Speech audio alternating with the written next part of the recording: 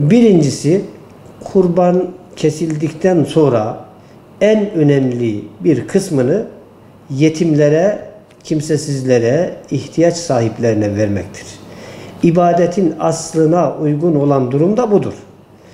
Tabii ki diğer 1/3 olan diğer bir kısmını yakın akrabalara, gelen misafirlere ikram etmek ve diğer 1/3'ini de ev halkı için ayırmak güzeldir. Fakat ev halkı tamamen fakir. Eğer senede bir defa et görecek bir aile ise etin tamamını da aile için ayırmak mümkün. Fakat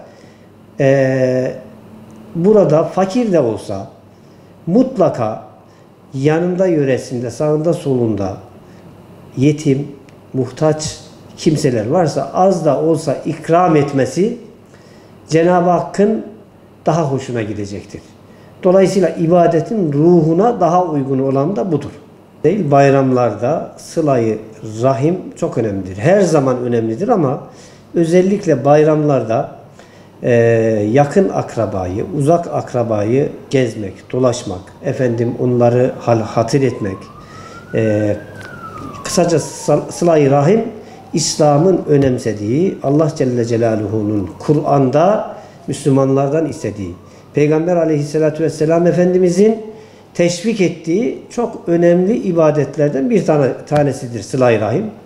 Kişinin zaten anne babasıyla, kardeşleriyle alakası her zaman güzel olmalıdır. Çünkü kişinin birinci derecede eğer bakıma muhtaçsa anne babasına, kardeşine bakması İslam'ın bir emridir, Kur'an'ın bir emridir. Dolayısıyla Müslüman anne babasına, kardeşlerine ve yakın akrabasına, uzak akrabasına bakıma muhtaçlarsa gücü nispetinde bakacak, gerektiğinde onları ziyarete gidecek ve onlarla münasebetini devam ettirecek. Aslında sıla-i rahimi Peygamber Efendimizin şu hadisi çok güzel özetliyor. Akrabaların seninle irtibatı kesse dahi sen devam et. Bu önemli öğretiyi aslında anlayabilsek Müslümanlar olarak hiçbir şekilde ne akrabalar arasında ne de diğer kardeşlerimiz arasında bir sıkıntının olmayacağı kanaatindeyim. Yeter ki bu hadisi veya Allah Celle Celaluhu'nun bu konudaki emirlerini gerçek manada öğrenip hayatımıza tatbik edelim. Allah Resulü'nü ve onun getirmiş olduğu Kur'an'ı rehber edindiğimiz zaman Allah'ın izniyle hem sıla-i rahim babından hem de diğer ibadetler bakımından Allah'ın istediği birer mümin olabilme imkanımız mevcuttur. Bayramı birlik ve beraberlik. Yani bugün Müslümanların birlik ve beraberliğe çok ihtiyacı var. Hepimizin malum maalesef İslam alemi paramparça olmuş. Neden?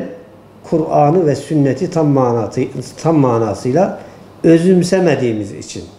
Kur'an'a baktığımız zaman ve atasimu bihablillahi cemi'an ve la teferraku. Toptan Allah'ın ipine yani Kur'an'a sarılın, asla ayrılmayın buyurur. Dolayısıyla müminler kendi aralarında bağları sıkı tutacak. Bayramlar da buna birer vesiledir. Hatta akif birlik bir olmalı, beraber olmalı. Bugün o birliğe çok ihtiyacımız var. Aile olarak ihtiyacımız var.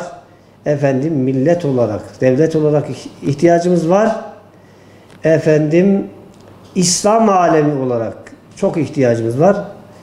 Hatta insanlık alemi olarak birliğe ve beraberliğe her zamankinden daha çok ihtiyacımız var.